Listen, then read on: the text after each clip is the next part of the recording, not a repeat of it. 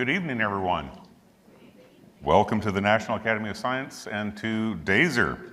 I'm J.D. Tulasik. I'm the Director of Cultural Programs here at the NAS, and it's wonderful to see so many familiar faces and so many new faces.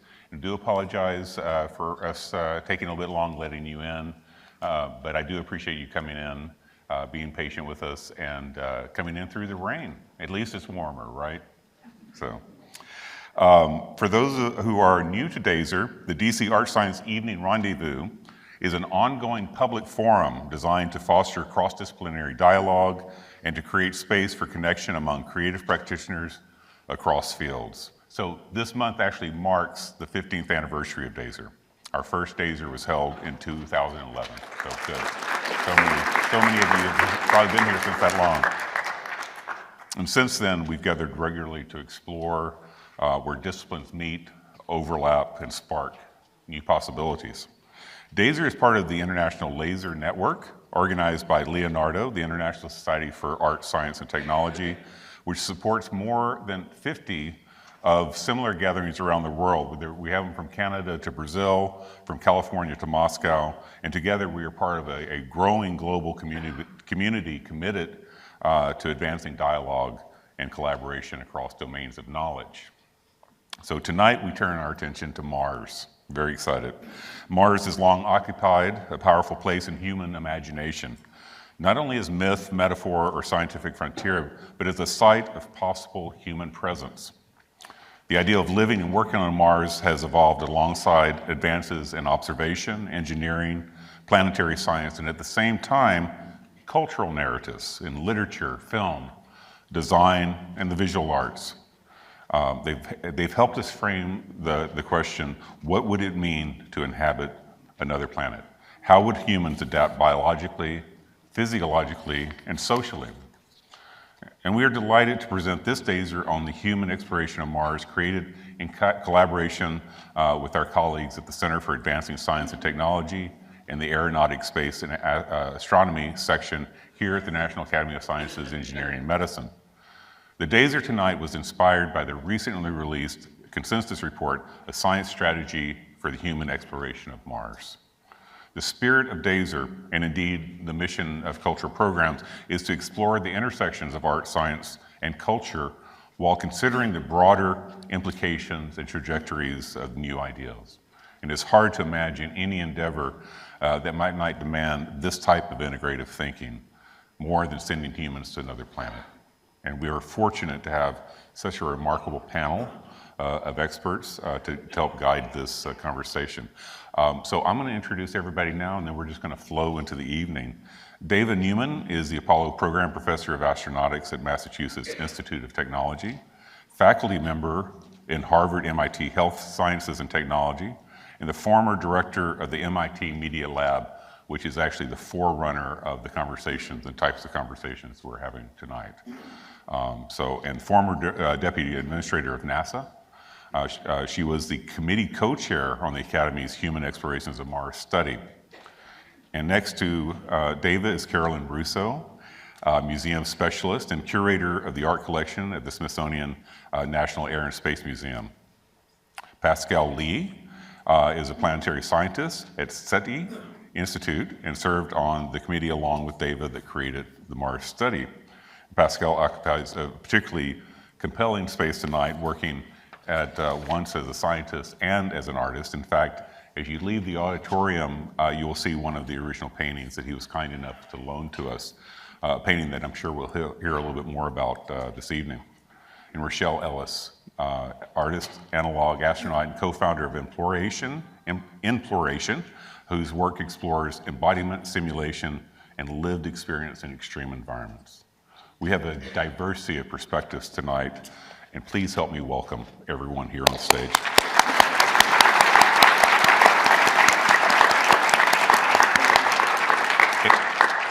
And Dava, we're going to kick you off, or not kick you off, we're going to let you kick it off. Sorry, a little fumble of words. Hi, everyone. It is such a pleasure to be here. Yeah, let's get this party started. I'm so glad to be here, and especially to have you think and think big and at the cruxus, if you will, of art, science, engineering, and design. If we could do that, and get everyone in the room, I think we could actually solve a lot of humanity's challenges. So I'm honored, as JD said, to have served as a co-chair of our recent study, A Science Strategy for the Human Exploration of Mars. The purpose of our study, are we good? The purpose of our study is to do some work. It took 2 years. And so what we did is we're looking at the highest priority science objectives for when we send humans there. We've been studying Mars for 50 years, if you didn't know that, but we haven't sent humans there yet. So what types of samples and measurements for those priority sciences can we attain? We prioritize several science campaigns. A campaign is going to be 3 missions on the surface of Mars. And then we came up with preliminary criteria for where we're going to go on Mars, those landing sites, again, based on the science. What equipment and technology do we need? And then NASA has a Moon to Mars strategy, and we said, okay, what are the commonalities?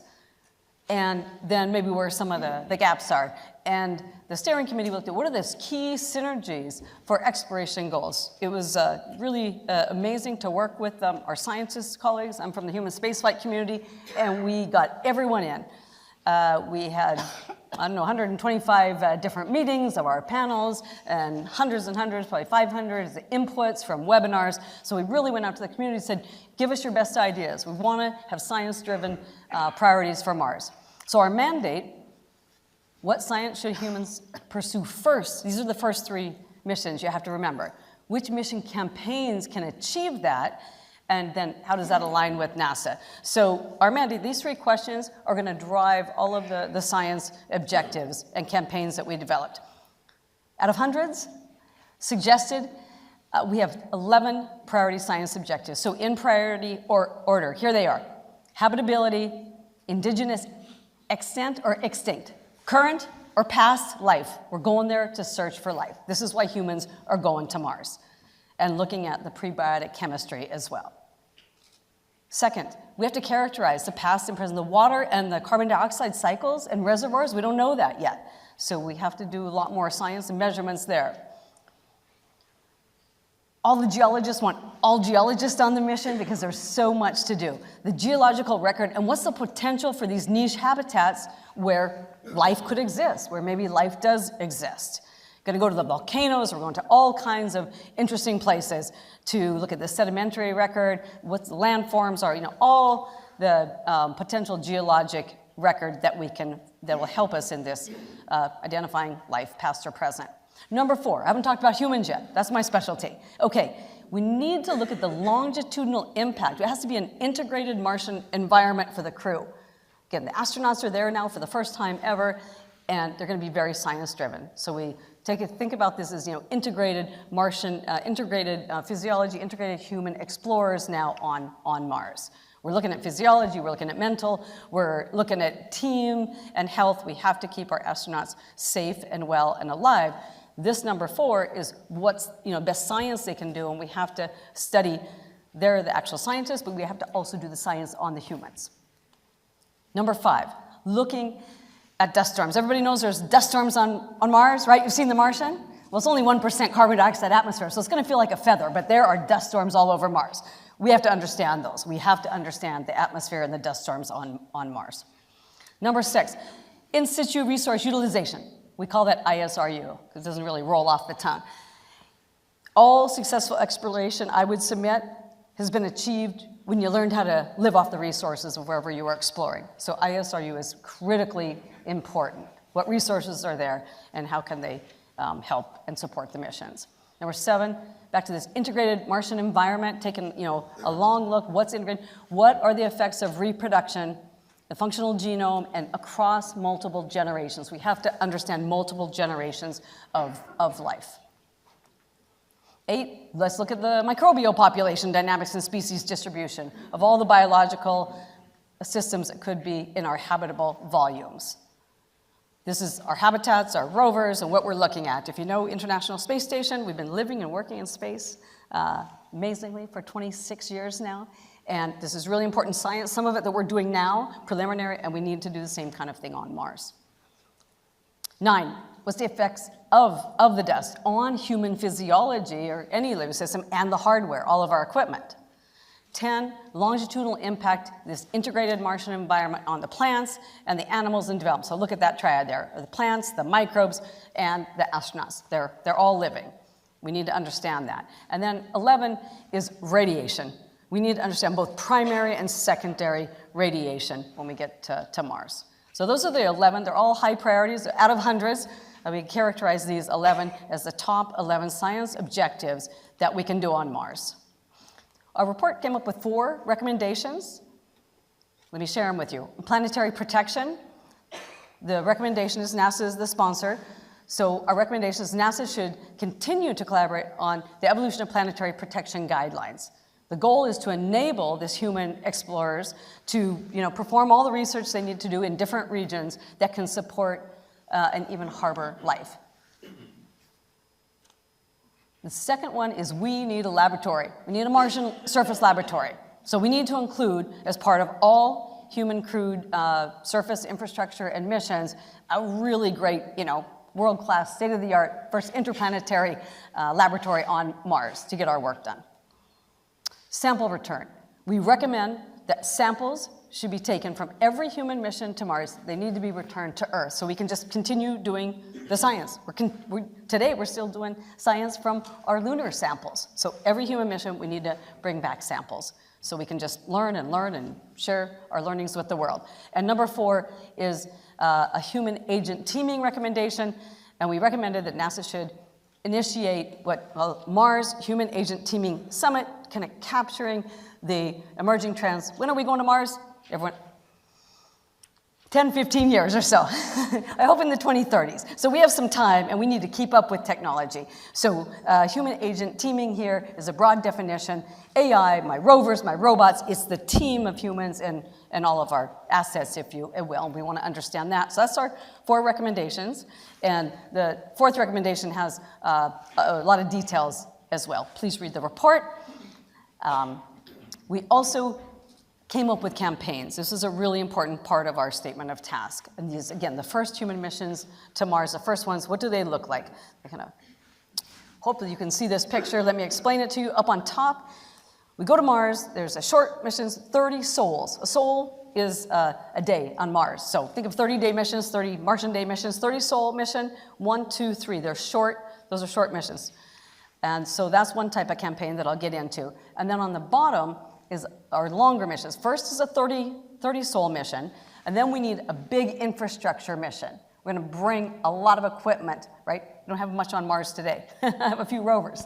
A lot of infrastructure, and then we get to stay there 300 sols, 300 days plus. You can go to 300 to 500. Again, we're very much focused on doing our science and the search for life, maybe finding life. So these type of shorter class missions and then this longer class mission. So the campaigns we come up with in priority order, I'll go through 4 quickly. First one we call Mars Science Across this expanded exploration zone. We're going to go to the best place on Mars we can find that has all the features, those 11 science objectives. So it has volcanoes, it has crevices, it has caves, has all the things where we think that perhaps life could exist. So this is the top ranked campaign from our steering committee, and kind of the best science payoff per mission. We look at this one. And strategically, you have to look at the landing site. And this enables really great science, repeated sampling and analysis. The second priority campaign we called the Synergy of Mars Science Measurements. Now, this one, we're going somewhere, and we really optimize the science, the measurements that were taken across life and water and geology. And so this one really maximizes science per measurement, all the measurements that we can do here. It's flexible, it's efficient mission design, doesn't matter so much maybe where you land, and some of the elements that might be hard to see here, we're drilling. So we're drilling down, we have that surface laboratory, we have a tower that goes up to do meteorology and atmospheric, and we have rovers there as well. So that's our science measurements, the second one. The third campaign is very focused on seeking life beneath the Martian icy crust. Well, what's that? We're talking deep drilling, 2 to 5 kilometers. Never been done, maybe on Earth, but definitely not on Mars or another planet. And so this one is really pushing technology, how we can do deep drilling. That's increases our probability of finding actually life on this, and we need to do a technology push here. So these first 3 campaigns are, you go there for 30 days, 30 sols, take some equipment, do some measurements. Then you have an infrastructure, you bring all this equipment with you, a lot of mass, and then on the 3rd mission, you get to stay for that long time, 300 to 500 days. Hopefully that makes sense. The 4th campaign is the shorter missions, 30, 30, 30. So with this one, we get to go to 3 different sites if you want. It's less risk for the astronauts, they're shorter surfaces. You get a breadth of science, but not a lot of depth because you're not there very long. And this science is, and the cartoon says you could go to 3 different, landing sites. So again, we can have questions and Q&A about that. But those are our 4 different types of campaigns in the first 3 missions when humans get to go to Mars. So to wrap it up, our last task was to say, okay, NASA has a great International Space Station, we're in low Earth orbit now, and then Moon to Mars is coming up for exploration. How do our recommendations and this way to do science-driven exploration, how do they map? So please go to the report, we mapped them, and we did all kinds of mapping, and how do they align? And the high-level points are, this is discovery-driven science. Each of our questions, each discovery question, it becomes a design requirement. That requirement goes into the architecture, and every architecture then becomes a mission element where we're going to fly. So it's very focused, kind of building blocks, if you will. The principle is the same for Moon if we have a gateway or orbits around the Moon, and then Mars. So we look at these as the stepping stones to get there, kind of pay it forward for our exploration in deep space. I haven't talked much about technology, so I get to, as a technologist myself, I get to show you one slide on technology. And we're saying these are the technologies we think are really important. We need to start investing today for this next couple decades out. The communications, obviously with the power infrastructure, that we really need to see what we can do. Again, we're on Mars, it's very far away. The deep drilling I mentioned, that's a real technology push. Today on Mars, we can go subsurface, I mean this much, not even a meter. So we need to do tens to 20 of meters, and then we need to go a kilometers down.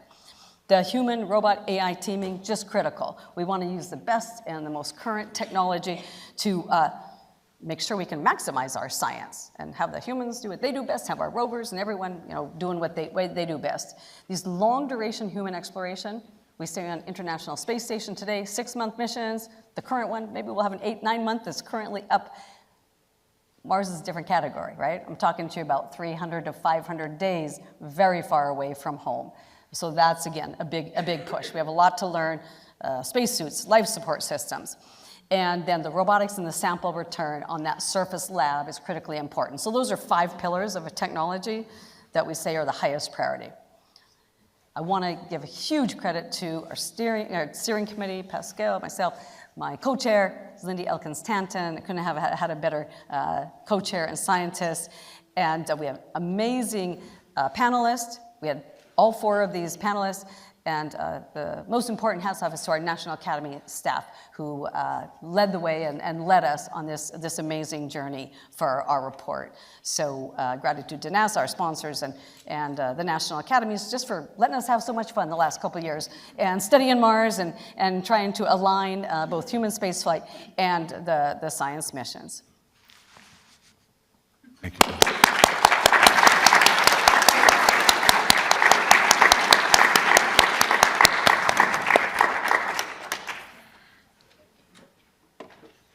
So thank you for that background on science. I'm going to take it down a notch and invite you into the world of museum art. So the art collection at the National Air and Space Museum includes approximately 7,000 artworks, and more than half of them address the subject of space. So collectively, this is known as space art. And these works explore both the history and the future of space exploration. They visualize what scientists hypothesize, what engineers design, and what artists dare to imagine. So tonight's brief presentation considers how artists across time have shaped our understanding of Mars. And again, this really it contextualizes the evening, what we just heard about this science. Their works bridge speculation, science, evidence, and wonder, and help envision Mars not merely as a distant point of light, but as a place. In the late 19th century, French artist Étienne Trouvelot created detailed astronomical illustrations with the naked eye and through telescopes. He argued that drawing by hand could capture subtleties photography could not at the time.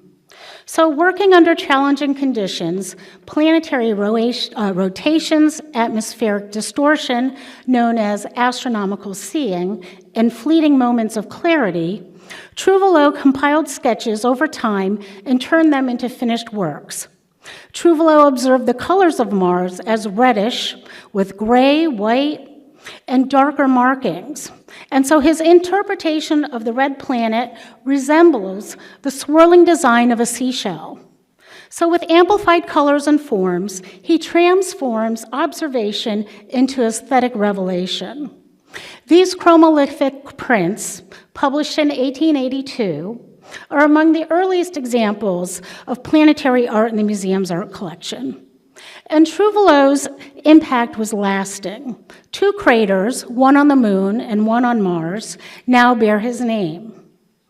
And they honor an artist who helped transform astronomy into visual and popular science. So while Trouvelot sparked astronomical observation, Chesley Bonestell helped ignite the space age. Often called the father of space art, Bonestell collaborated closely with scientists to create persuasive and technically informed visions of space exploration in the post-war era. His 1953 painting, The Exploration of Mars, was created to accompany a book of the same name by German rocket pioneers Willy Ley and Wernher von Braun. So Bonestell presents a fully realized Martian expedition, and let's remember, this is before human space travel. So here, a team of astronauts in blue pressurized spacesuits disperse across the red planet. They are collecting samples to investigate Mars geology, something that we just heard about. A vertical rocket has been detached from the larger space body, and it's standing upright. And at the far left are 2 tractors with attached wingers, and those helped raise the rocket into place. So a temporary habitat, that small dome, is made of rubberized fabric and serves as their home on Mars. And it's filled with a breathable atmosphere composed of oxygen and helium. So while some details, such as the sky, were not scientifically accurate, the painting conveyed a plausible mission for its time. Bonestell's meticulous technique, using thinned oil paint and careful research, lent authenticity to speculative engineering, so viewers could imagine themselves there. A space physicist, John Chamberlain, later observed, without Bonestell and his early space-age artistry, the NASA era might have been delayed for many years, or it might not have even happened yet. So his work made space travel feel tangible, inevitable. Bonestell did something crucial. He shifted space art from a distant observation to human presence. Mars was no longer merely observed, it was explored. And by the later 20th century, artistic visions of Mars were increasingly informed by direct spacecraft data. So Czech artist Ludek Pacek exemplifies this transition. His painting Dust Storm was inspired by the imagery of the Viking Lander 1. And this happened in 1976 and became the first mission to send close-up photographs of the Martian surface. So unlike earlier imaginative renderings, Pacek's Mars reflects real geological formations and atmospheric conditions. In dust storm, viewers are placed directly within the Martian atmosphere and on the environment. The swirling haze, rugged terrain, and muted tones evoke a dynamic, living landscape shaped by wind and time. The painting captures Mars not as fantasy, but as a place, a world with weather, erosion, and texture.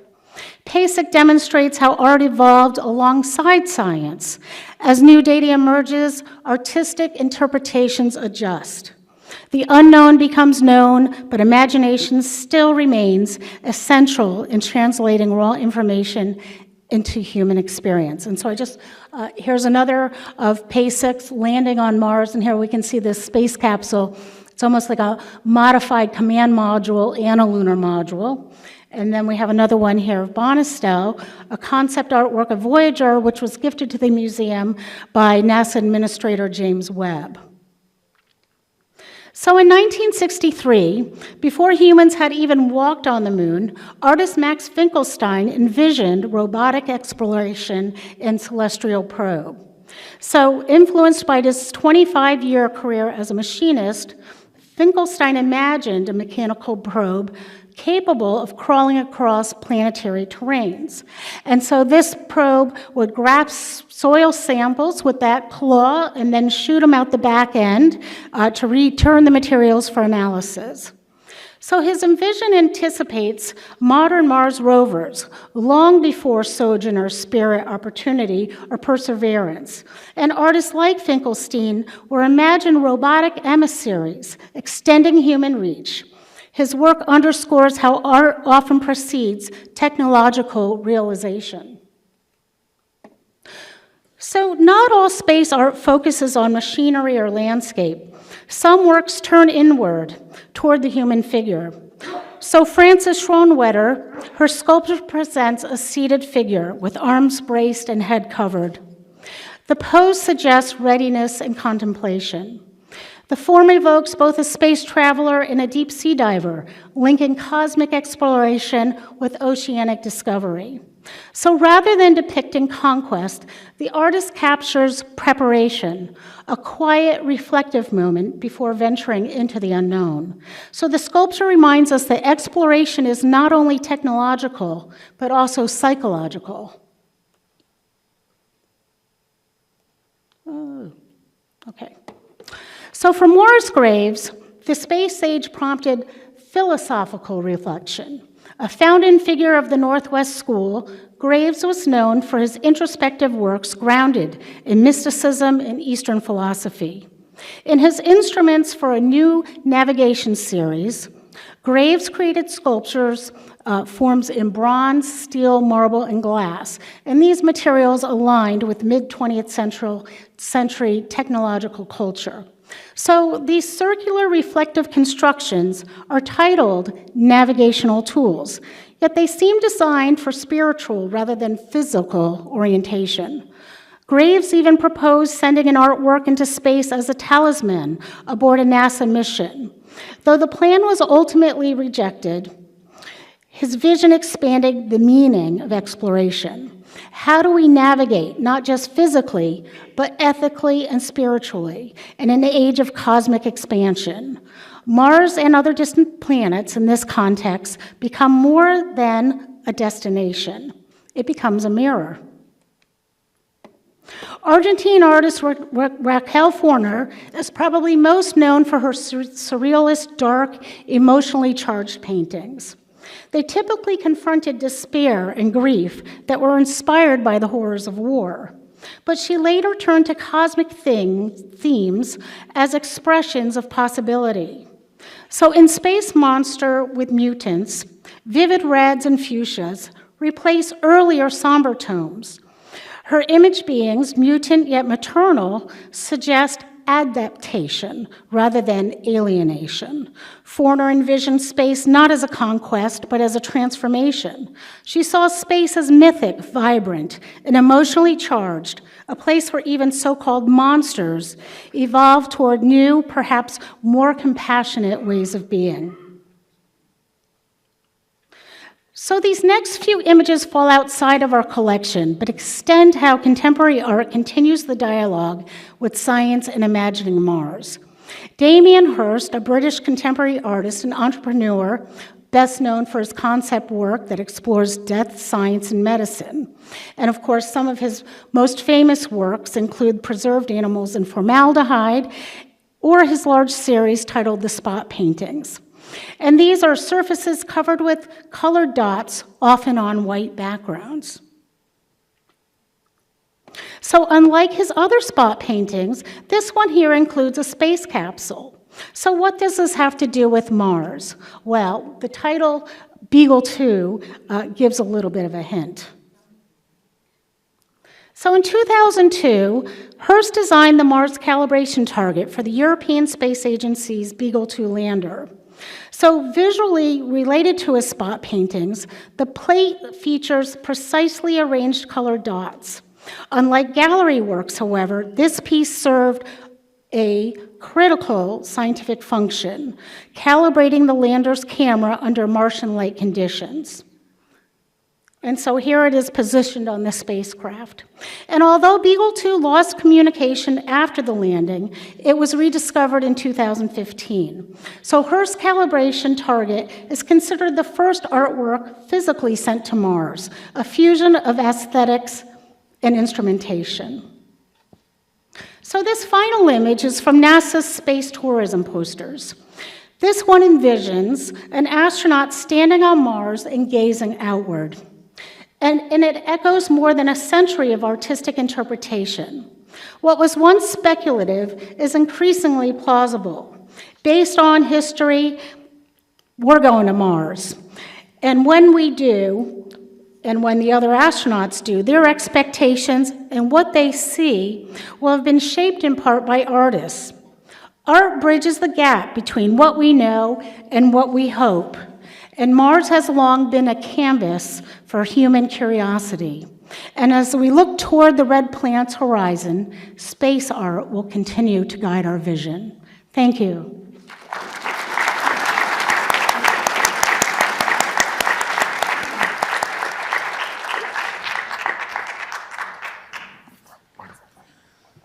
That was great. Hard acts to follow. Good evening. I'm Pascal. Let's get going with the slides. I guess I advanced them.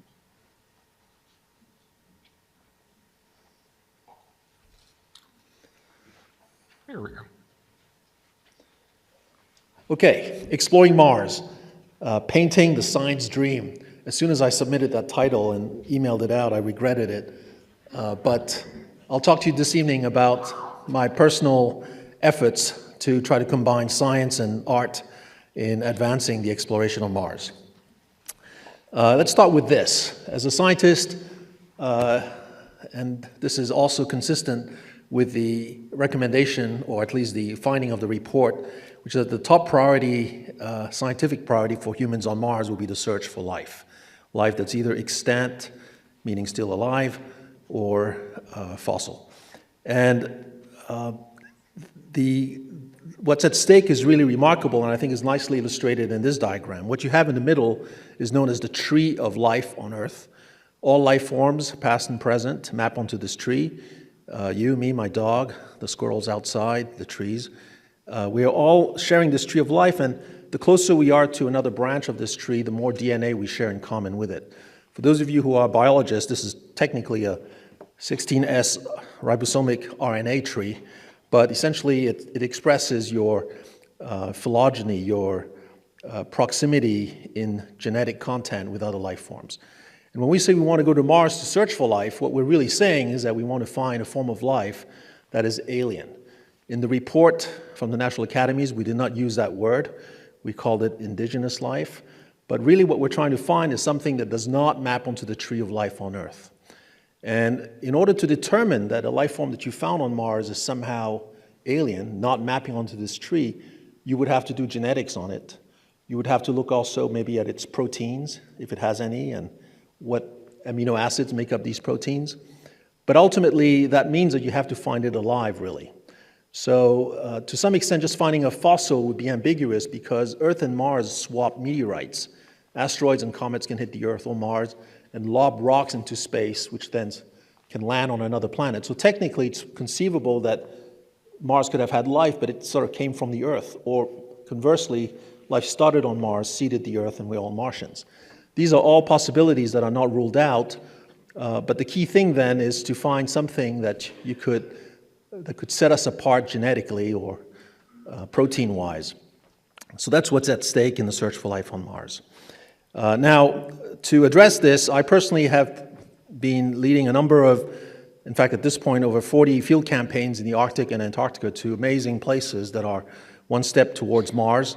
The main project that keeps me occupied every summer is the Houghton Mars Project. We go to Devon Island in the high Arctic, and it's a place that is a geological wonderland in terms of similarities with Mars, but it's also a place that we use to test new technologies and strategies for exploration, including for human exploration. So going back to this incredible painting by Chesley Bonestell from 1956, Chesley remains a total inspiration for myself, for, of course, generations of scientists and artists, but there's an entire community still here, some of whom are members of the International Astronomical Association of Astronomical Artists, who are really inspired and are following in his footsteps. It's sort of a school of space artists that exists around us. Anyway, this is a classic painting, but I started noticing after doing years of Mars science and engineering work on future technologies that it was getting outdated, and I had the hubris of trying to give a refresher to this painting and painted a new version of it, and I'll go into the details about what's different in a bit. But here's the remake. It's both an homage to Chesley Bonestell, but also an update to his wonderful work. Okay. So let's take a quick look at some of the differences. The land and the sky. Okay. Chesley somehow had predicted there would be canyons on Mars, but maybe he didn't imagine how monumental they could be, so my canyon sort of extends towards the horizon and disappears into the atmosphere because it's so vast. Also, the sky that Chesley had painted was a stratospheric blue. We knew that Mars had an atmosphere. We knew it was thin, and so therefore it might look like the Earth's stratosphere in color. But as it turns out, it's loaded with dust all the time, and so it has yellowish to pinkish to grayish hues, depending on time of day and season. And you can see the sky behind the Perseverance rover when it took its selfie. It's sort of that scale of colors that I tried to replicate in the painting. Then in terms of the rocketry, Caroline Russo just told you about the deployment of the vertical rocket for von Braun. I've painted something that is inspired by Starship designs from SpaceX, but at the same time it's quite different. It's got little winglets. It allows you to maybe glide a little more through Mars's thin atmosphere to get you to your landing site. But there are other technologies and approaches to go to Mars. We can, and one of my favorite ones would be nuclear thermal propulsion, because that could cut the journey down from 6 months or so to get to Mars to something like 3 to 4 months, which of course would be a lot better. And then the spacesuits. Carolyn noted as well that Chesley Bonestell had picked the blue color for the spacesuits. Why blue? Because blue is the complementary color to orange. And so it'd be the most visible color for you and your teammates if you were lost in the yellow and brownness of Mars, so that you could keep track of each other. I've also added numbers to our backpack so that you could tell who's who. So you're not tapping on everybody's back to figure out who you want to talk with if you lost comms. And through our work on Devon Island, we've tested for 2.5 decades a variety of incremental designs of spacesuits for Mars with Collins Aerospace, more classically known for their spacesuit division as Hamilton Sundstrand.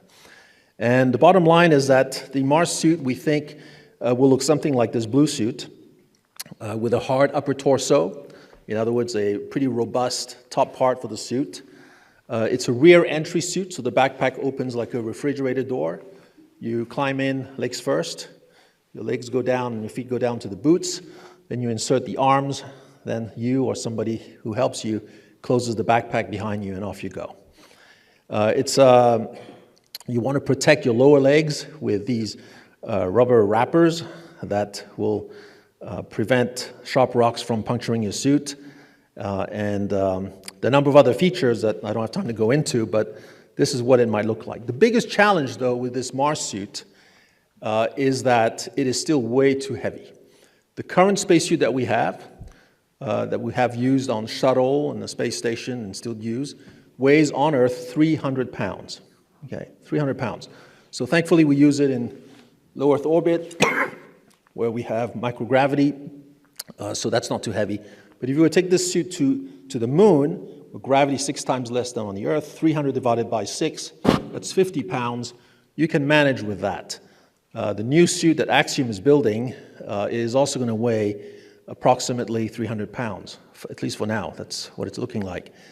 That is way too heavy on Mars because gravity on Mars is not 17% of that of the Earth, it's 38% of that of the Earth.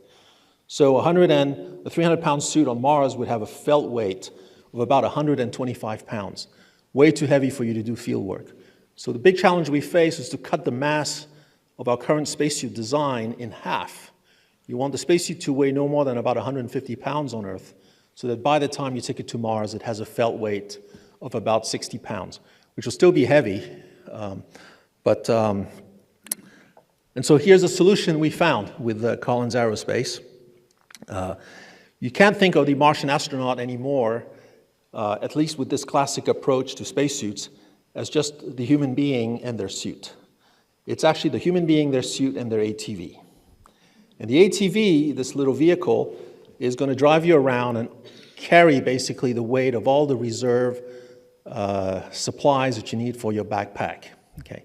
So essentially you offload from your backpack the heavy components, mainly oxygen tanks, at least part of them, the big batteries, at least part of them, and the water tanks, at least part of them, so that you're left with a spacesuit that is much lighter than a full suit with 8 to 10 hours of autonomy.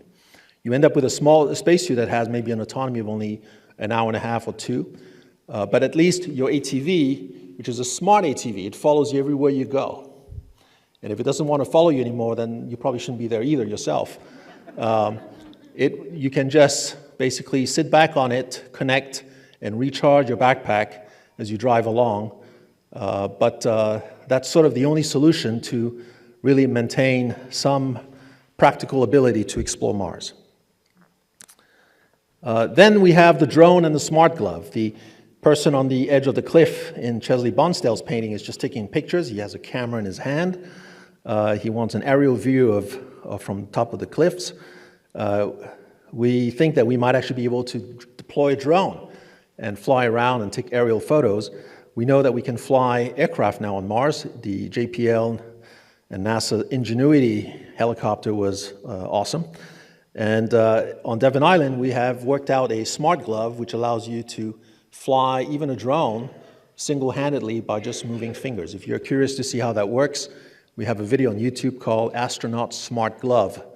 And it's just 7 minutes long, but you should take a look. Pressurized rovers. Chesley's pressurized rover was essentially a World War II tank recycled into a cylinder that's on wheels with a glass bubble. That's not a bad start. And however, with the work we did on Devon Island and also, of course, with NASA and the Johnson Space Center, the design of a pressurized rover has evolved. We want a robotic arm in the front. We want some suit ports in the back if we can help it. Suit ports allow you to enter directly into your spacesuit from the inside of the pressurized rover so that you never walk into the cabin of your habitable volume with a dusty suit. And so that's how I ended up with the design I have. The design of the rover in the Martian is terrible in a number of ways. It's too angular. You need something that's more rounded to spread the stresses of a high-pressure environment inside. And then you don't want to swing that big door open every time you go out because you're going to lose a huge volume of oxygen into the Martian environment. Plus, you climb back in from your spacewalk, and now you're completely coated in dust. You're going to dust up your inside environment. So it's very bad at a number of levels, but I'll just spare them the rest. So pressurized rover might look like a submarine on wheels, except that, of course, you have a higher pressure on the inside than on the outside. With just one, though, you risk ending up in this painting of mine called The Predicament, where you get stuck, and so now you regret because you actually have a second rover on Mars, but you became complacent, and now you were just thinking you could do traverses with just one rover, and sure enough, that's the day you get stuck. So, big lesson from expeditioning, never be complacent. You want to have 2 rovers, so here's what it might look like from the sky, a pressurized rover caravan with 2 pressurized rovers and some ATVs following in tow, visiting an impact crater. So you can see you approach the impact crater, but you can't get quite straight to the rim. You have to go around and negotiate your way through the impact ejector blanket until you find a sign to the visitor center, and then you drive up there.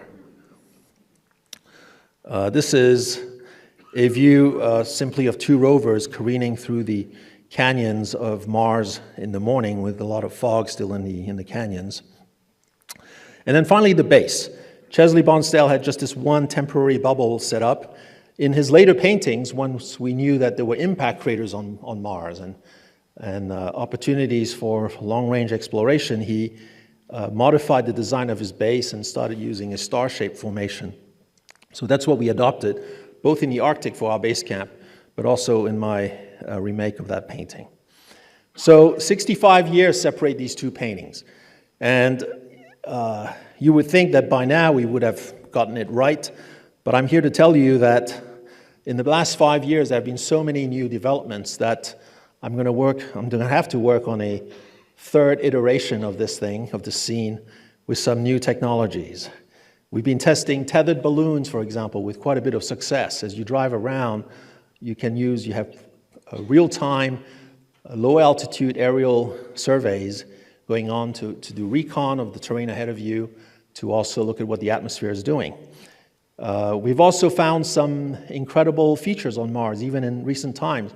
Saurabh Shubham, who is a graduate student here in planetary geology at the University of Maryland, who's here tonight. Thanks for showing up, Saurabh.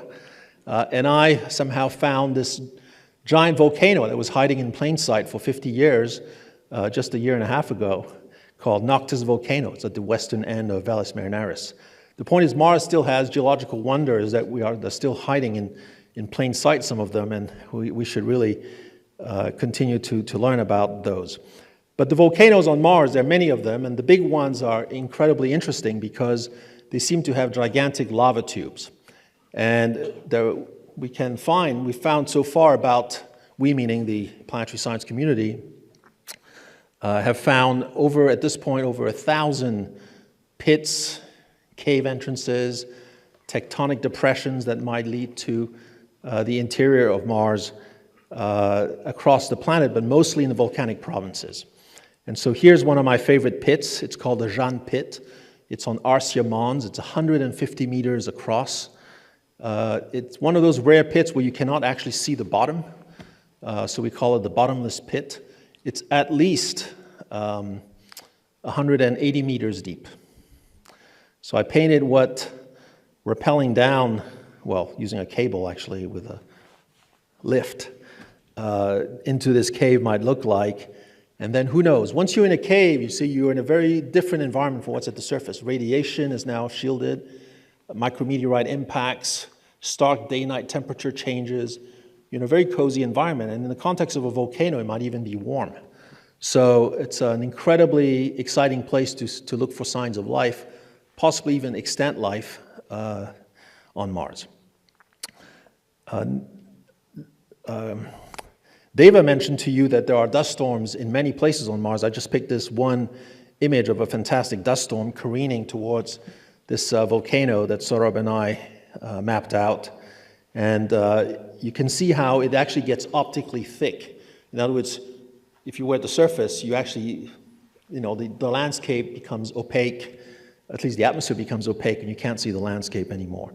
I tried to portray this with this painting, and then, of course, Carolyn showed the beautiful one from Ludek Peszek of this dust storm about to engulf an early base on Mars. So who will this person be? This is an oil painting I did of this Mars astronaut with the name tag left blank. I actually go to schools with this thing, elementary schools and high schools, and I write the name of students on the blank name tag. It's a pretty popular thing, but we don't know who this person will be, who will walk on Mars first or even second. And at this point, in the last 5 years, we're starting to wonder if this person will even be a biological human. With the rapid progress that we're making with Android, robots, and AI, including artificial general intelligence, there are prospects that we will achieve essentially something that is as capable as a human being, except not requiring oxygen to breathe and food to feed or to eat, who might be resilient or made resilient to the Martian environment, in which case you're much better off sending something that is as smart as you, as capable as you are physically, but not needing all the red tape to survive on Mars. So this is a scene that's actually generated by AI, of course, showing an AI android assisting 3 human explorers, who of course need spacesuits to survive. I recently wrote a paper called The Artificial Astronaut, or at least Going to Mars in the Age of AI. And the thinking is that for the past decades, on the x-axis you have the years of recent times and into the future. For past decades, we always knew that we wouldn't just send humans to Mars alone, they would be assisted by robots. But it was generally thought that the robots that would assist you would be pretty dumb, and that you'd essentially have to be doing all the thinking on Mars. But with this exponential progress that we're seeing now with robotics and AI, we are really at a time when things are shifting. It's difficult to plan a human mission to Mars with so much progress in AI and robotics, with humans being the centerpiece of the expedition. I mean, to what extent do you assist them? And what types of tools can you think that they will need and give them? There might be a point actually where you would be better off making humans as biological beings traveling to Mars and beyond as something that's somewhat rare compared to sending armies of resilient android robots. And you might think, well, that steals the thunder of the sharing of the excitement of exploration. But I don't think so, because we still relate to robots like they are machines when it's perseverance and opportunity. But the way the society is moving forward with robotics and AI is to actually turn these robots and androids into essentially humans, from the standpoint of our interaction with them, from the standpoint of our emotional connection to them. And so very much so, we might get to the point where we'd be quite happy to be able to send them, and we will think of them as our offspring or friends or incarnations of ourselves even, to Mars and beyond, and be quite accepting of that need to explore. In any case, once we achieve artificial superintelligence, there's no stopping there, in the sense that we can now envisage missions to Titan, interstellar missions. Interstellar travel is usually limited to 2 possibilities: hibernation or multi-generational spaceships, where you leave the Earth, but then you'll never get to the destination, but maybe you're many generations down the road, one lucky generation will get to see the end point. Well, I think the solution really to interstellar travel is to have just your DNA traveling to the star, and the caretakers on board would be just android robots who would essentially wake up and clone you at the far end once you get to the Goldilocks planet. Okay. And that's an open-ended journey that can last for very long. So I'll just leave you with this, and thank you for the opportunity.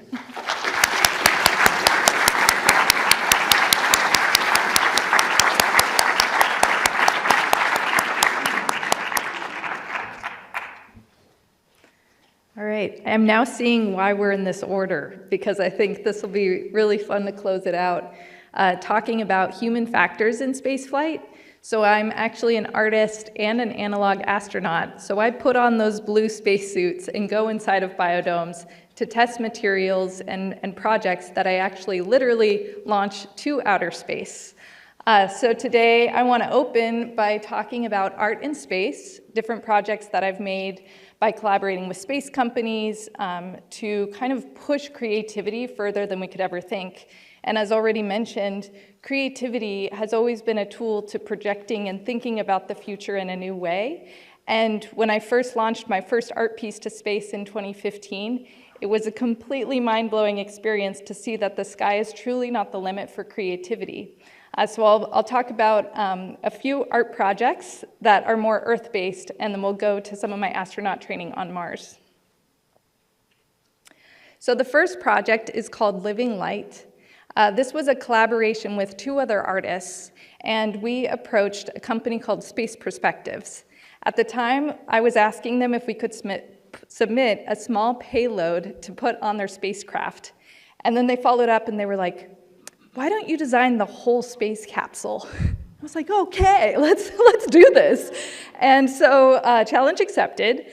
This was actually the first test capsule that was then adhered to a space balloon. But the design was actually created by using over 1,000 images of comb jellies and different deep sea creatures that exude bioluminescence and iridescence. They're also known to be called the aliens of the sea. And so by summarizing 1,000 different species, I created the inner organs of this deep sea space creature that was then attached to a stratolite balloon that expands in a 6-hour journey up to the stratosphere and back. And at that time, it expands to be the size of a soccer field. So it was pretty wild because the art studio itself was actually at Kennedy Space Center in Florida. And a couple artists and myself were building this giant flamboyant, wild sculpture next to astronauts that are flying supersonic jets right next to us. And right here is where the shuttle used to land. So we were right at the heart of science in action.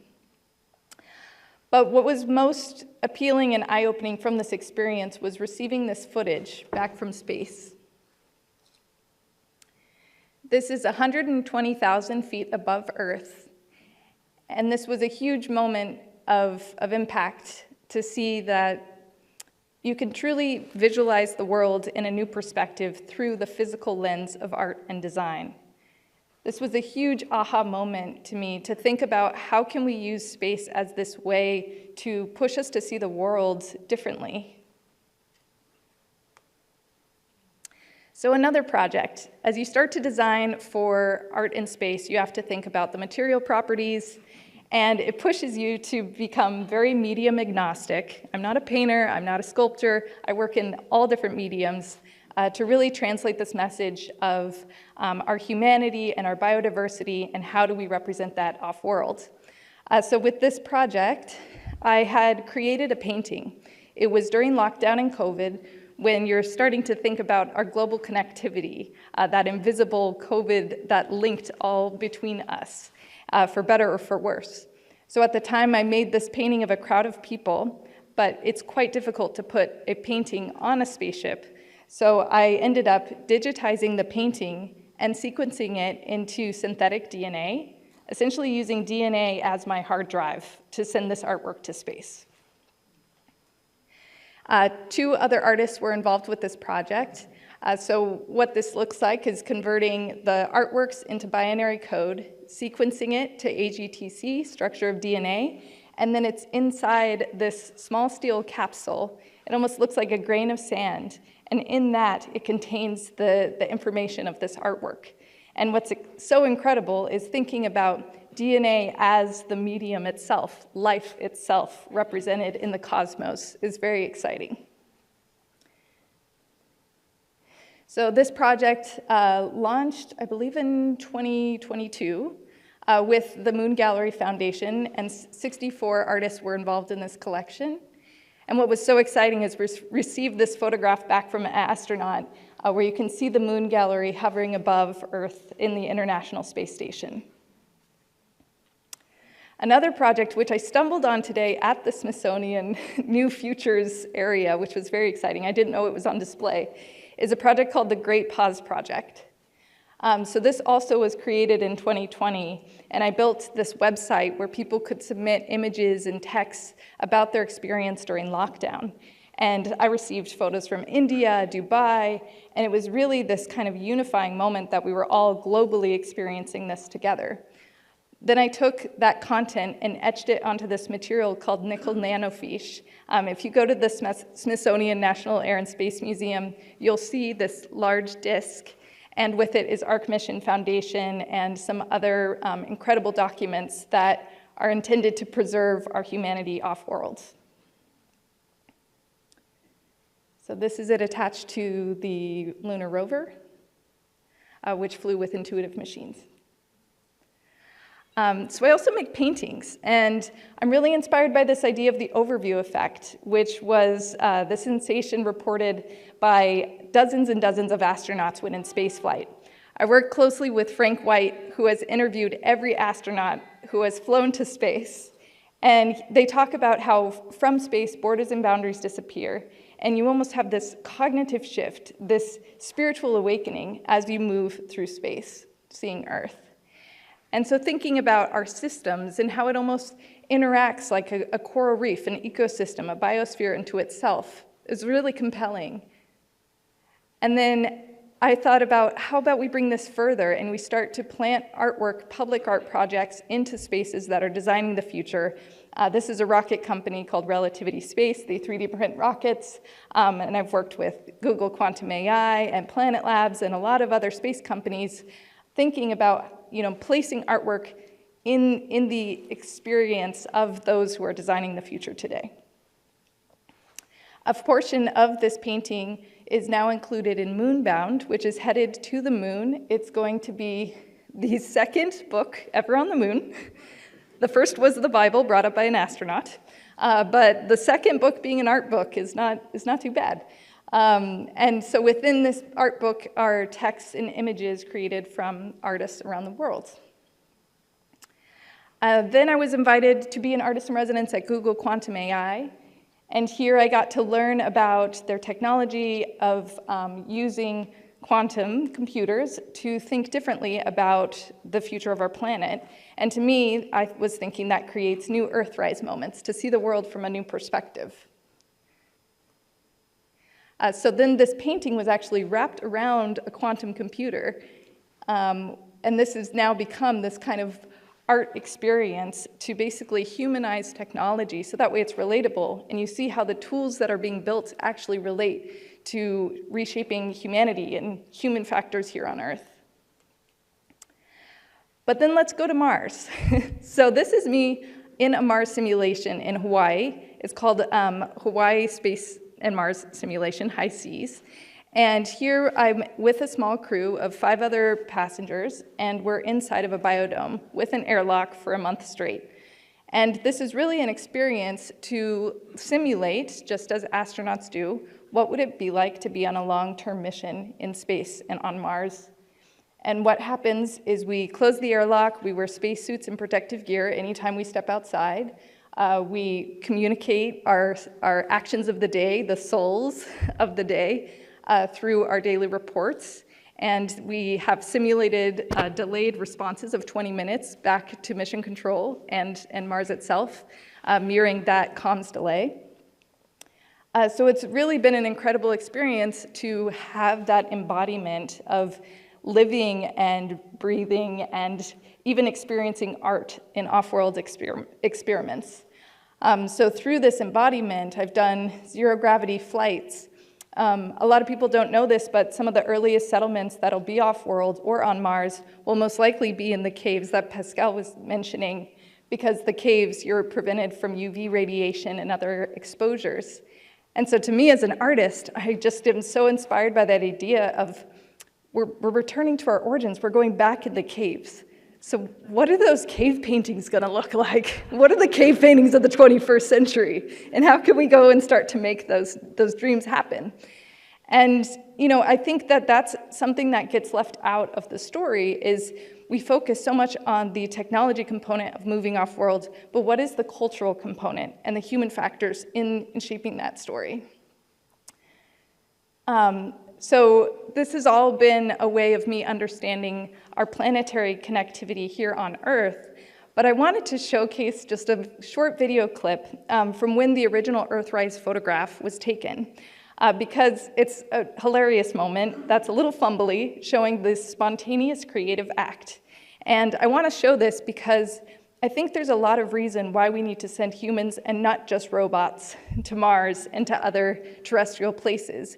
Because there's something that happens in that embodied experience that's so important and crucial and has the impact that could change the world, much like Earthrise. So we'll take a listen.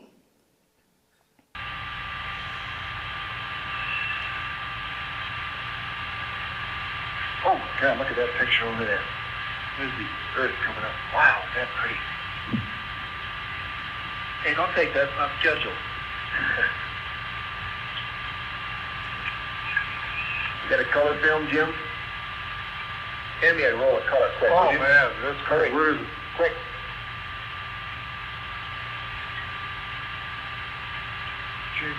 Down here? Just grab me a color. A color exterior. There you go.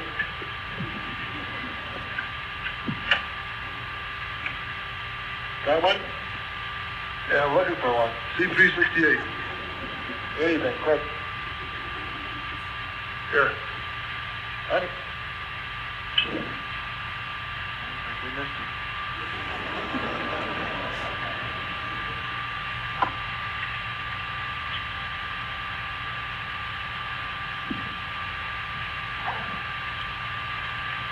Hey, I got it right here. Let me get out this a lot clearer. Bill, I got a phrase that's very clear right here. You got it? Take several. There's several of them here. Give it to me. Hey, let me just get the right thing. Hey, calm down, Mama. Oh, I got it right. Oh, that's a beautiful shot. 250 at F11.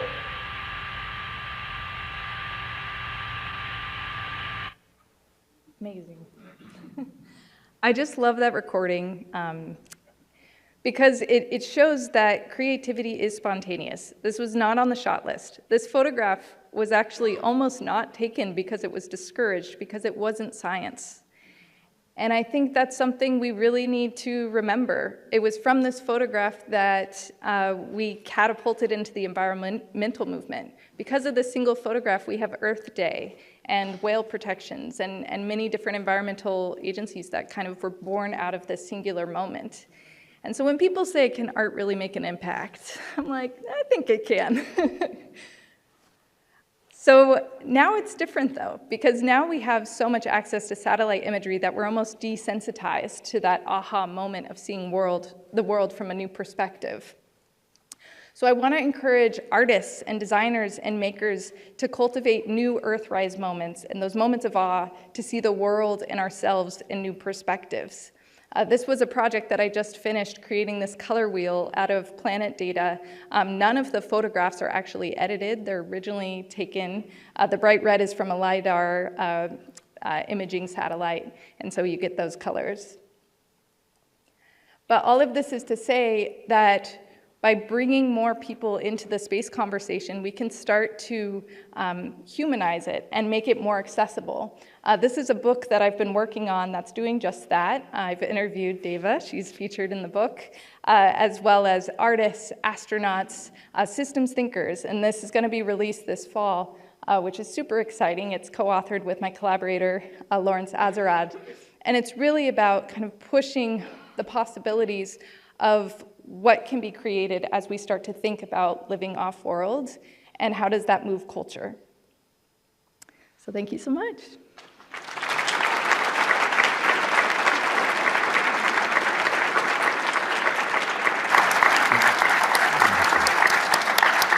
I just want to take a moment and make sure everybody has their microphone on. Just want to make sure our microphones are working. Absolutely fantastic. Oh my gosh. One of the things, I mean, when we were sort of curating this panel, we knew how, want it to fit, things like that. What I didn't find out until today is almost all of you have like interconnections. We knew the two committee members, Dava and Pascal, of course, but I didn't realize there was all these other connections here. So I kind of, no matter what question is asked, crosstalk, let's, just have a little bit of fun here. I want to go back to something that Carolyn said. The building, creating the bridge between what we know and what we hope. And this triggered this idea of, the imagination, the importance of creativity and imagination in this type of endeavor, in creating science, and also, as we've seen, creating, inspiring artwork and inspiring the things that inspire people. And I was thinking about this as this connection between the creativity and the arts and the sciences has basically two folds in my mind. It's the idea of the films, the stories, the literature that we read that inspired you to paint, a painting that had been done and updated, and to what extent did that inspire you to continue your science? And then it's the idea of,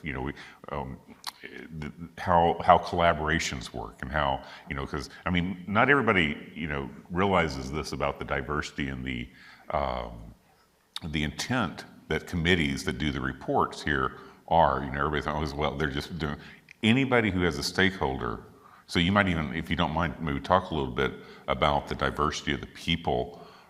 You have an artist on the the committee who's also a scientist, but the engineers and this and Dava really did this wonderful job of representing the report. But there's so much about her work, specifically spacesuit design, which hopefully we can kind of go into. But I just kind of wonder if we'd start with that ideal of creativity and how you experienced it within your work. And David, do you want to jump in? Well, creativity is everything, I think. I think that's where it starts, and that's why, right, every 4 or 5-year-old is infinitely creative. And then what happens? We educate it out of them. And so bringing back that joy, that wonder, and aren't we lucky, right? I'm a rocket scientist, but space just opens it up because we have different gravity. We're looking for life. It's kind of the things that, it's not science fiction, but it gets close. We're trying to make those things real. And so I think that creativity is like the first essential ingredient if you want to do something new and bring people with you, because few people are going to go to Mars and explore. We hope we do the scientific work that we're, the best scientific work we can. But my hope is we bring the 10 billion people with us. Exploration is for everyone, and it's for all minds, and still haven't met someone who it doesn't excite. And so as an educator, I start there with creativity. Is like if you only have a few essential ingredients, I think creativity and education are fundamental. Then we can talk about technology later. Yeah, but what you just said kind of made me think it's really there's something about space that kind of returns us all back to our 5-year-old. And that curiosity and that wonder, and then all of a sudden we're not worried about our territories. We're just like, how do we solve this? Whether you're an artist or a scientist, so what are the questions that we need to ask? And what I love about the report is like you basically, these are the questions we need to ask. And it was so artfully done. Carolyn. Yeah, sure. So at the National Air and Space Museum, we're going to be reopening the art gallery, and it's called the Flight in the Arts Center, and it's the 7,000 square foot space. And I'm answering the question in a roundabout way, but I'll be opening the gallery with one exhibit on Robert Rauschenberg, how his work relates to space and also aviation and weather, climate change. And then another exhibit that's going to be examples from our collection. But getting back to the creativity, what I was thinking, one of the sections, so when we do an exhibit, we have all of these different units. And one of them is going to feature fantasy of flight, obviously, World War II, some stuff on the moon, but one section is going to be on artist studies. And I think it's really important to show these works because I also relate it to how people in technology, when they're designing things, they don't always get it right the first time. Never. And so it is this, well, obviously, so it's this creative process. And so I feel that, you know, of course we're talking about art, but creativity is just so needed to advance anything. And so I feel like this section of the gallery will highlight that interconnection between the technology and the arts. So. Wonderful. Pascal, any thoughts? Yeah, creativity. My father was an architect, and when I was growing up, I learned to draw just by watching him sketch. And I drew quite a bit as a kid, but when I hit 20, I had my second midlife crisis, and I decided that I didn't want to waste time on art. I really had to focus on science to become a scientist. And so I made this proactive choice of not allowing myself to sort of, you know, dabble in art, but really focus on things that were, I guess I was using a creative brain in a different way, but I was trying to be very disciplined. And then by the time I hit 40 in my fourth midlife crisis, I decided that, you know what, progress in space wasn't going fast enough.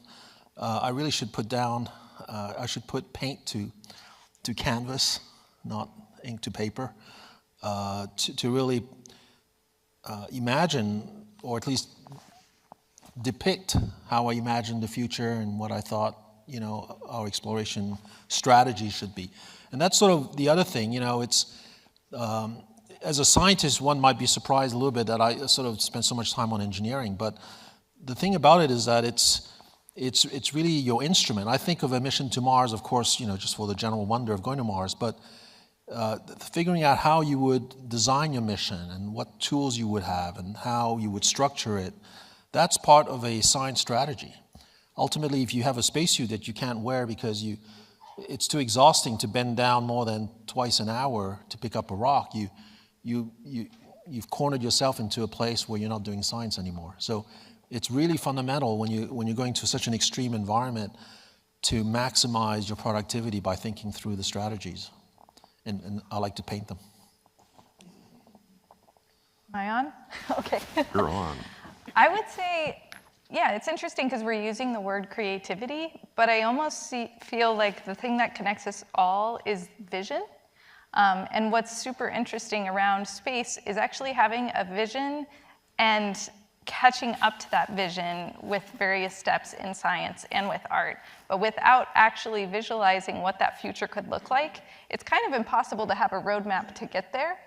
And I think that's just so exciting that it takes both. It takes artists to dream up the sci-fi narratives and, you know, the tablets that are in Star Trek for us to eventually have our smartphones. Like, these different tools and technologies all come from a vision that isn't here. And then the technologists and artists kind of rapidly try to catch up to that. And I just find that's so essential in dreaming up what the world could be and what comes next. And how do we empower more people to think about what the future could look like? And perhaps, dare I say, I think we're kind of stuck because I feel like our vision of the future is kind of harnessed in the kind of sci-fi narratives of what's been created. But what happens if more makers, storytellers, and visionaries start to dream up alternative futures?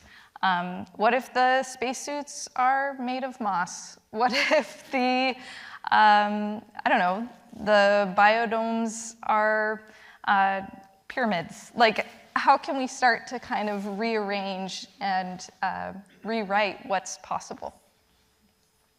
I think that's amazing because what you said also kind of, one of the things I'm fascinated with Pascal and kind of having these conversations with him that led us to having this piece of artwork is like, I see you as not just, it's not, the art isn't just the painting, it's the process that you're going through, reflecting on the history and also having the vision of looking forward.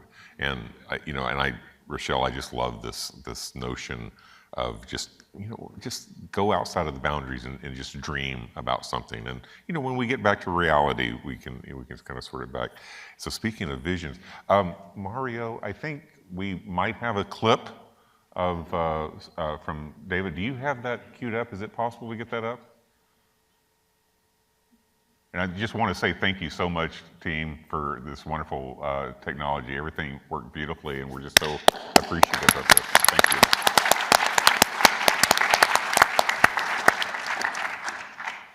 Do we, where's the clicker? I'm not sure if there's a clicker. I have the clicker. Stand up. for you. Oh. Speaking of coloring outside the lines. All right, let's go. And I'm so glad you brought up vision. Okay, good. Yeah, you saw a lot of spacesuits. No, it's not going to be those big blue spacesuits. It's not going to be 160 kilos. I just won't have it because you're wasting all your energy, right? So if we were to maybe think differently, what would you think about? Now, I have to obey physics, and all of spaceflight. Spaceflight's really hard because we have to pay attention to physics. So that's the catch. It has to be technically sound. But this is a pretty crazy idea a couple decades ago. Instead of a big gas pressurized shell that I'm wasting 75, 80% of my energy to move the suit, no, I'm searching for life. I have serious science to do. So what if we shrink wrap the astronauts? Yeah. Could I ever design a pressure suit that puts the amount of pressure to keep you alive? It's a third of an atmosphere, but right on your body. Sounded crazy, and I had visions, artistic visions of dipping the astronauts like in red and blue and primary colors. We've been working on it for a while. It's a second skin suit. Pascal mentioned that Mars is awesome. Second largest volcano in our solar system. So I need Olympic athletes. It's pretty cool that we have the Olympics going on. So I'm recruiting all those folks because, again, we're going to go in lava caves and we're going to be climbing mountains because in our science, driven. But what if we could design something beautiful? And this is, to me, the beauty and the elegance of math. You see a Spider-Man looking suit up there and a lot of math, three-dimensional eigenvector calculation, but you saw a little, imagine this. I like audience participation. So draw infinitesimal circles all over your skin, okay? And I want you to move around because I want you to not waste any energy fighting the suit. The suit should just be part of you. Well, if you move, you have all these little, freckles on your skin and you move around those circles, you get full mobility, they'll turn elliptical, the green ellipse here. There's a very special, those two red lines, there's only one pair of those, right? You go from your circle to your ellipse. They rotated, but they did not extend. It's called the lines of non-extension. And mathematically, if you derive them, and there's been a lot of PhDs and master's thesis on it, this is what you get. Voila, a Spider-Man suit. But I give you maximum mobility. It sounded super crazy, but I think it's possible. So, never fall in love with your ideas, but if they're technically sound, this is what I hope. Oh, maybe you can click the video. So this is what I hope we go to the moon and Mars with, or at least just a little bit of this thinking about how can we do it differently. That's a team of engineers. If you click that, this is the Apollo suit, was mentioned. Right now, the suit for the moon missions, or Artemis, it's heavier than that. We didn't get a lot of science done. So, crazy ideas like shrink wrapping some, I didn't invent that, I just did the math. And, so you have to think about it very differently. And so artists always help us with different visions and thinking about that. So this is our latest prototype that we're working on right now. It's just we're 3D knitting. You get your own laser scan, you need your own laser scan, you get your own suit, very important. And because we have the technology to do it, humanity will become interplanetary. We are going to Mars. And so maybe this will help in the future, or just testing some of it. So you're taking a look at our latest sleeve. We put sensing into it, embedded sensors. Those are optical drawn sensors, because I want to know all of your movement, your kinematics, all of your movements, and I have to make sure to monitor the pressure right there. Can I achieve a pressure of a third of an atmosphere? That's 30 kilopascals, and we're getting really close. We've hit it. So maybe suits of the future will look radically different. They'll be very smart suits. They'll have all the integrated sensing in them. Kind of know where you're going. You'll have a really cool helmet that you don't see there, but the information architecture to the helmet loaded with AI and stuff is going to really help you on your exploration. So this is our latest biosuit sleeve. What I didn't mention is the material development in this. We can do some thermal protection and partial radiation protection now as well with some carbon-doped polyethylene fibers. Thanks for letting me Absolutely, show and I that. love this image. That's just great. Thank you. I loved all of them, but this image, I just love that. Next up, the mock-up is coming to the National Air and Space Museum for the opening, so we'll be here this summer. Oh, cool. We're running out of time, and I do want to invite some questions from the audience. We'll take as many as we can. There's 2 microphones in either aisle. You can kind of go ahead and start loading up there. I'm also wondering if Alana or somebody, could we get a little bit more house lights up? Or whoever's over by the, yeah, you just push the button there, or Mario will take care of it. Thanks. Let's start over here. Great, thank you for the opportunity to ask this question. One of the first questions we want to try to answer is if there's life on Mars. The question I have is what size, what shape, what mobility type of the life might exist on Mars? Is it something beyond our imagination? I know it's certainly beyond my imagination, but I'm very curious about what you all think about how it might look like. Yeah, so Pascal, I'm just looking at you for intuitive life. I'm not sure why I felt like that was maybe. there's no data on what life on Mars, alien life on Mars might look like. At this point, nobody's expecting anything that's going to, leap at you and be macroscopic. The vast majority of life on Earth is microscopic. And not only that, but over 90% of Earth's biomass is underground on Earth. So the first order, life is inside the Earth, not on the surface. So the big unknown, in my view at this point, is there really life deeper down inside Mars? Dava mentioned the whole campaign of our report that describes reaching deeper down into Mars, where liquid water is present beneath an upper crust of icy dirt. And who knows what's living down there. And you often hear this comment that, well, if life existed on Mars, somehow it would have transformed the planet and colonized the surface. I don't think that's actually a correct assumption. I do quite a bit of field work in the Arctic, for example. I mean, you're on planet Earth, and still you find places that are complete deserts at the surface of the Earth where, you have to really bring quite a bit of chemical tools and biological tools to detect life. So once you get to an extreme environment, life recedes to places where it can still eke a living, but it's not necessarily going to, colonize the rest. It's even more hostile. Thank you. I'm going to do a little faster move with or did you want to say something? No, please, let's try to get everyone sir, in, if we could have a question from you, please. You brought up the concept of highly intelligent robots exploring space for us. Could you relate that to Blade Runner? Yeah, I mean, the thing about this whole robots being smart is not even new, of course. I mean, HAL in 2001 and Space Odyssey, to start with, is an example of that. But the thing is what we have to realize is that it's not the space program that's going to pay for that robot. These robots are on their way. Read the news. They are on their way to invade our lives.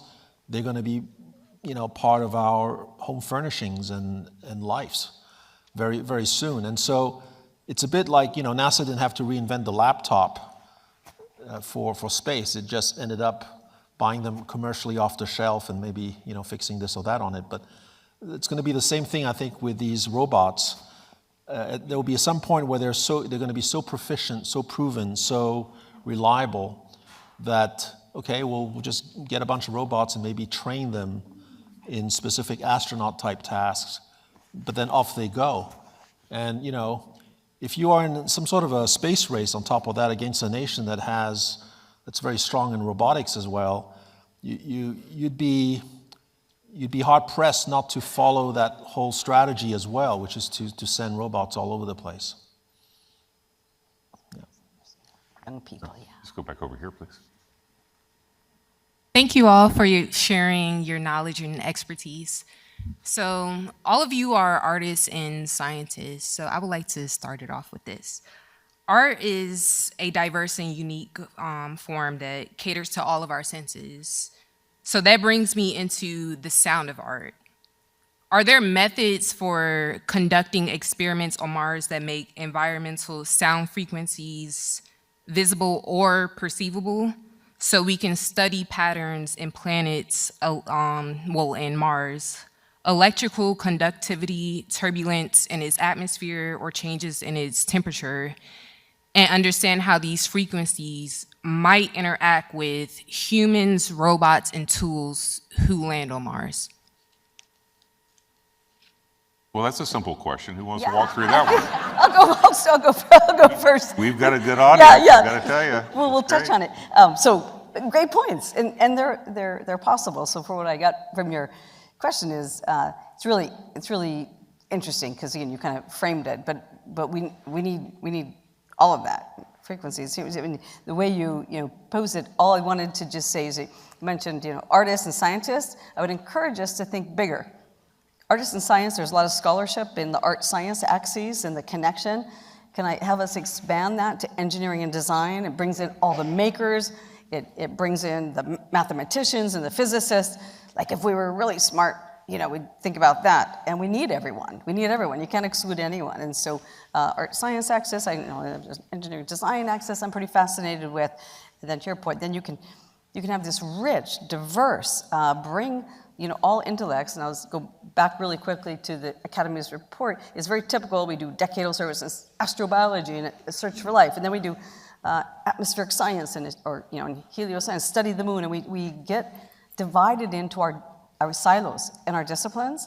That's not the future. So hopefully, for all of you and for the young people and the students in the audience, I mean, learn a lot about your passions, and if that drives you to art or design, fantastic, and maybe the music, and so do what you really have to learn fundamentals, yes.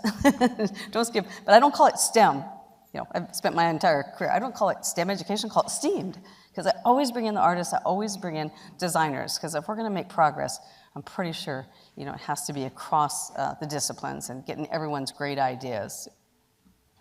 An artist that comes to mind just quickly is Anna Reger. She was taking the orbits of different planets and celestial bodies, taking those wavelengths and frequencies, and then applying sound to those orbits.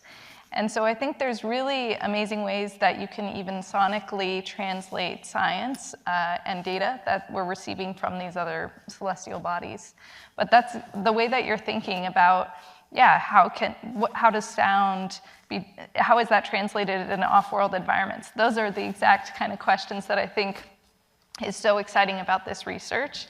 And then just something to note is during one of my Mars analog simulations, after being a month living inside of the biodome, I started to listen to music from Earth, and it was an interesting experience because in simulation, I started to recall Earth memories while on Mars.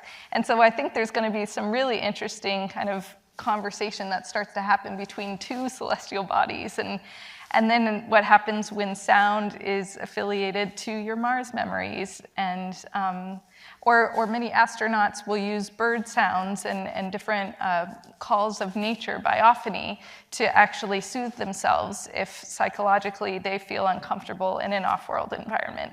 So sound is a really important part because it's who we are. One more second. Yeah, one more second about as well on Mars, because you do have an atmosphere, which is the good news. The bad news is that it's very thin, right? It's 100 times less dense than on the Earth. So sounds do propagate through the atmosphere, but it will sound very muffled. So you have to play your music very loudly. And I'm not an expert on this, but I read or heard recently a study where you could actually talk to somebody. Let's say your comms failed. You could actually walk up to an astronaut and talk to them by yelling from one helmet to the other. But you got to be close, in close range, and it's not going to be great. But so it was mentioned, we almost missed the Earthrise photo, and that was kind of improv.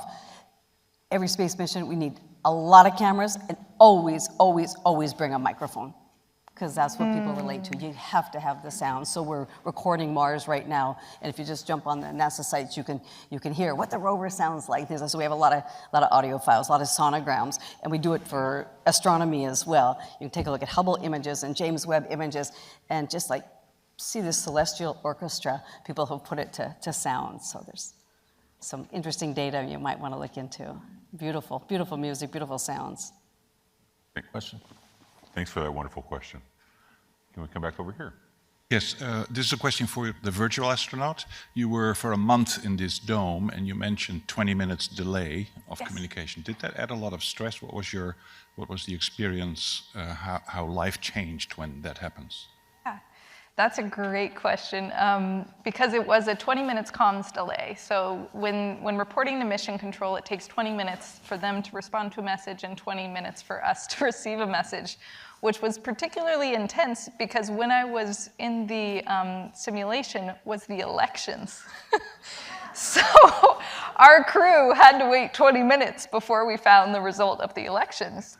What was also crazy is the crew was actually split Republican, Democrat. And so that was also like a very real space simulated experience where what happens when, you know, the person who you support isn't elected, and how do you navigate that with your other crewmates? So we actually had to get together after we found the results and kind of, you know, reconnect as a crew and find common ground. Because again, you're in this biodome, you don't have too many places to hide. So that was an interesting find and a very real experience of a communication delay. Can we go over to this one? Hi everyone, thank you for being here. My name is Deeksha and I'm a student at the George Washington University, and I'm a fellow in the Women's Leadership Program's Science, Health, and Medicine cohort, which I see we have a few members of here. So my question is, what do you think would be your advice to people like me who want to work in human space exploration or other very like groundbreaking areas of like science, and specifically for like women who want to enter this field? Human space exploration. Go for it. The sky, there's no limits. There's no limits. Again, yeah, you need to make sure you don't have any barriers. Study hard. It's hard work. You know, I'm not kidding you, but if you're willing to put in the hard work, we have so much more, right? We just have questions and questions, questions, right? We do some science and we fly some technology in space and we just get more questions. So you're gonna have an amazing opportunity. This is the space age. So anyone who's less than 25 years and younger, you are the space generation, because every day of your life, we've had astronauts living off planet 24/7. I'm the Apollo professor. I can't wait to get back to the moon. It's been a long time. But yeah, I wish I was in your shoes living, because you're going to see wild, crazy things. And just know that you're welcome and you're invited to the future of human spaceflight. I think it'll be very global, very exciting. We'll find life, and pretty optimistic. So hopefully the world can work together on this, and we can do it for peaceful uses of outer space. We have, that's what we do at the UN, is we have a committee on the peaceful uses of outer space. So we make sure that it's for our 8, our 10, our 11 billion people. This is the best planet. Just remember that. We got to take care of this planet. Spaceship Earth, that's the best planet. I want to take just a moment to thank the students from GW coming. Who here is from the same group at GW? I think there's no, well, it's half the audience. Thank you for coming. Okay. Thank you so much. And if we could go over to this question. Thank you for a great panel. Can you step just a little bit closer to the microphone? Yeah. I want to thank you for a great panel. I've really learned a lot and enjoyed it. You mentioned the issue of dust being a big problem. And you also mentioned that you had done some explorations in the Arctic. Have any explorations taken place in the Sahel, in the Sahara, and finding out how people there deal with dust? Yeah, Yes. that's a good question. I mean, dust is The art of exploring Mars and the moon as well is the art of managing the dust. So it's a major problem, in particular because we're dealing with places that are relatively dry in terms of liquid water. And so the dust is not only there, but it's also prone to electric charging. It will cling onto all kinds of things. It was already a problem during the Apollo missions, of course. It affected how well the suits would seal, and so NASA actually has calls for further research into mitigating the problems associated with dust. Not to mention, in the case of Mars, the dust on Mars is toxic. We don't think the lunar dust is toxic. I mean, it has the potential of clogging the pores of your lungs because it's just very fine grain and also abrasive, but it's not chemically toxic, at least that's the general thinking based on Apollo. But on Mars, we know that the dust is toxic. It's replete with superoxides, perchlorates. Perchlorates will attack your thyroid when you're exposed to them. So that's another flaw in the Martian. The guy is basically bringing in tons of Martian dirt into the habitat to grow potatoes. He's going to be inhaling all that toxic dust, and the potatoes will be poisonous from peroxides as well. It's a great movie, though. It's a great book. And they only got 4 things wrong technically. That's one of them. I couldn't watch it and enjoy it. It's like a nurse or a doctor watching ER. They can't quite enjoy it. Good. Thank you. Let's go over this way. Hi, thank you so much for coming and for sharing your knowledge with us. I'm also with the GW group, and I'm an environmental sociology student. I'm really interested in sustainable development. Obviously, with this Earth, we've done a lot of bad things to it, and our development has been anything but sustainable. So I was wondering what your environmental considerations are when looking into space exploration to ensure that development is sustainable in the future and that Mars has a future that doesn't end the same way as Earth's. Thanks. I can start this one. Thanks for your work. We need you. We need all of you. We have something called the Space Sustainability Rating. It's not mandatory, but I encourage you to read it at the UN. And it's a good start for people to, again, be responsible for satellites and everything we're putting up. And then, just in case people don't know, Eyes on Earth, NASA's Earth Observation Fleet, the European Space Agency, the world's observation fleets, we have our satellites. More than 50% of all of our climate data today comes from space. So we have the majority of data, 100 terabytes a day I have of data looking down on Earth. Why is that so important? Eyes on Earth. Can we monitor our oceans, our land, our atmosphere?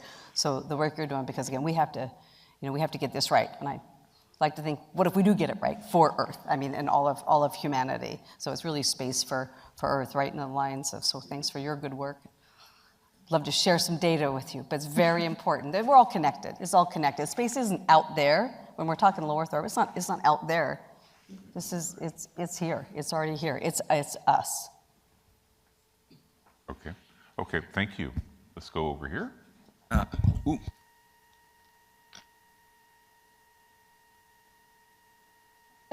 It's a theme for the evening. Yeah, speak into it. Thank you. I'm a English language arts and science teacher at the elementary level. I'm also a science fiction writer in my free time. I hear you talking about, sending robots into space and our place and things like that. And I guess my question has to do with for every good thing that robots and AI seem to be able to do, they tend to create just as many, if not more, negative things. If you look at the environmental impact that AI is having right now and the effects of, iPads on students that are, at the elementary school age. And I'm just wondering, if we're going to have our DNA going out there being raised by robots and such, what is the thought process for thinking ahead to the negative implications of that? What preparations are being made to kind of counteract those? Because it just seems like to run full steam ahead into we're going to send robots and let robots take care of everything. It just kind of seems like we're opening the door to, even the examples used tonight, the Blade Runner and Hal, Hal's famous for trying to kill the entire crew, So it just, it seems like we need to kind of think ahead in that way. That's all. So I'm wondering who's thinking about that? What preparations are being made literacy rates are dropping a lot because of AI, and anyway, I'm not going to ramble, but that's my question. Thank you. Who would like to step in? Pascal? Yeah, I mean, nobody's claiming to have the solution to this interaction with robots in our future. It's recognized as a big challenge. It's both an opportunity and a challenge and a potential real danger. You can train robots to be very nice to you and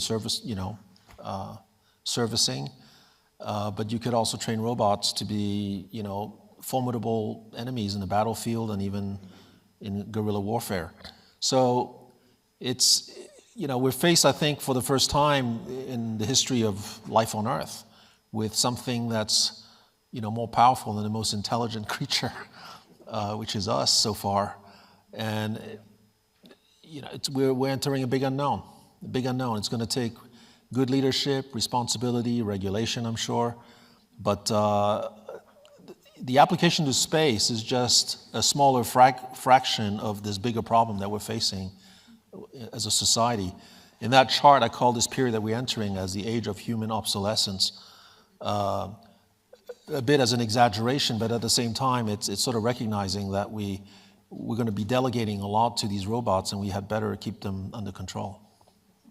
Teach the kids. It's up to you, right?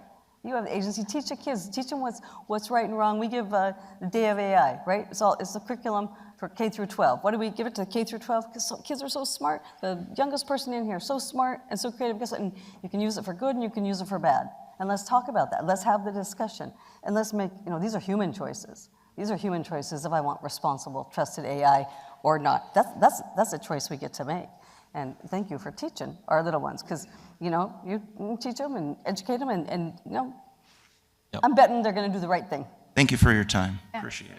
I actually wanted to jump in just really quickly, because I think this also relates to visioning. Right now we're saying, okay, we're looking at Blade Runner or HAL, but what if we saw that AI, what is the optimistic side of AI? And I'm putting this out there. I don't have a stance on it, but I'm trying to challenge it. Say, a lot of us lose our jobs because of AI, but what are we going to do with that renewed capacity, that renewed energy? It's not just going to disappear and suddenly we're completely unmotivated. We're going to be able to actually turn our attention to things very differently. We're going to be, just as we had the internet age, which we thought was going to be negative, something really new came of it.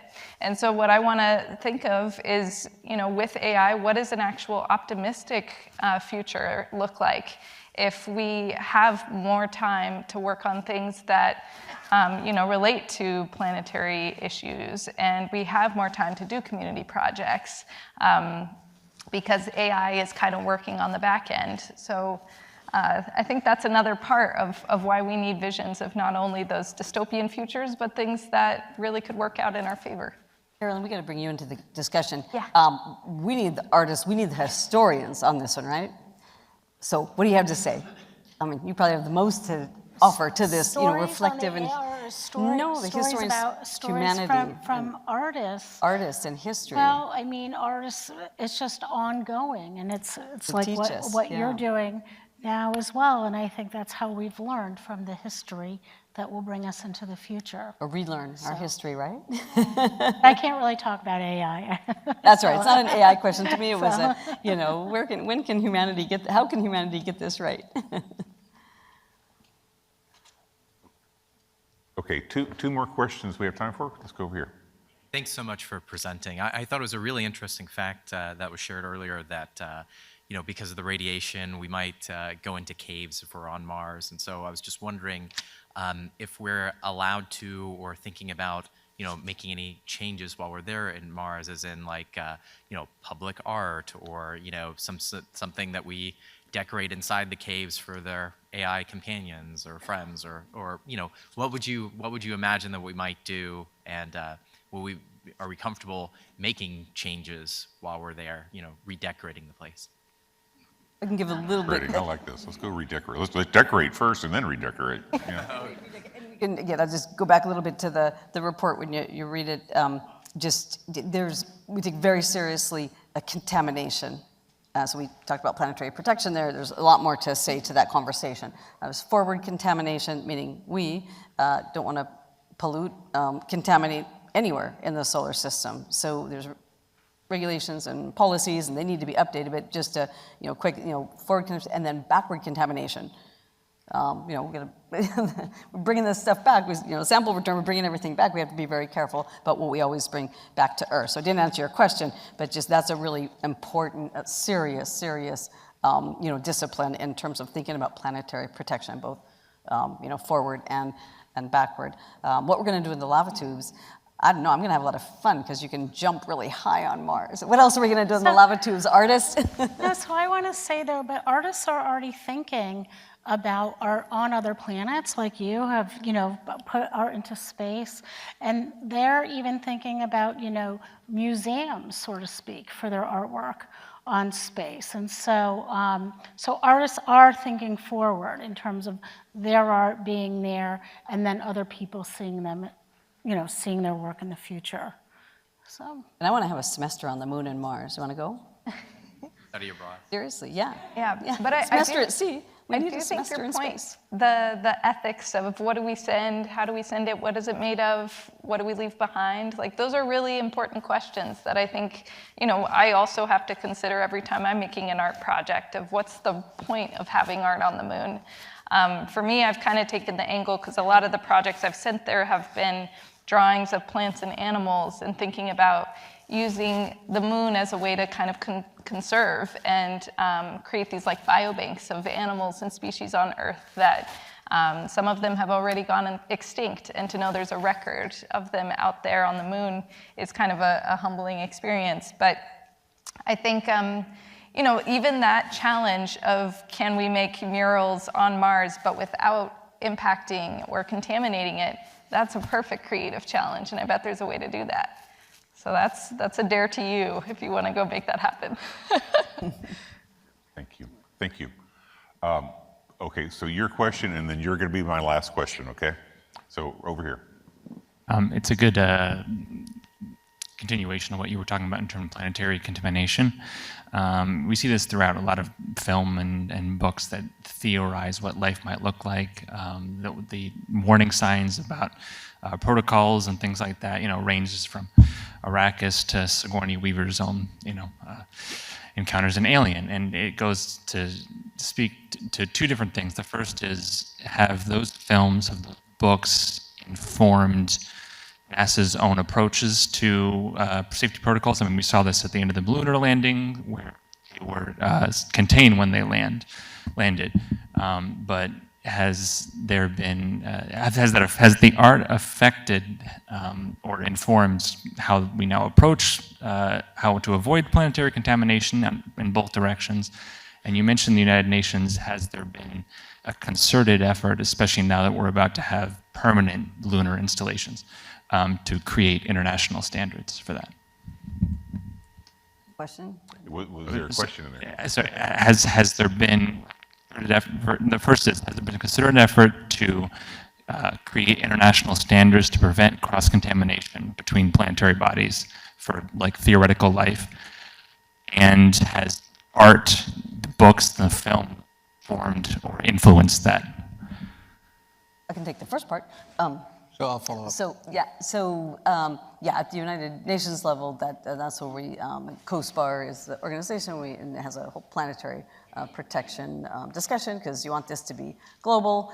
And then NASA and the other space agencies, we also have planetary protection, officers talking to people around the world. The National Academies represents planetary protection. So there's a lot of activity going.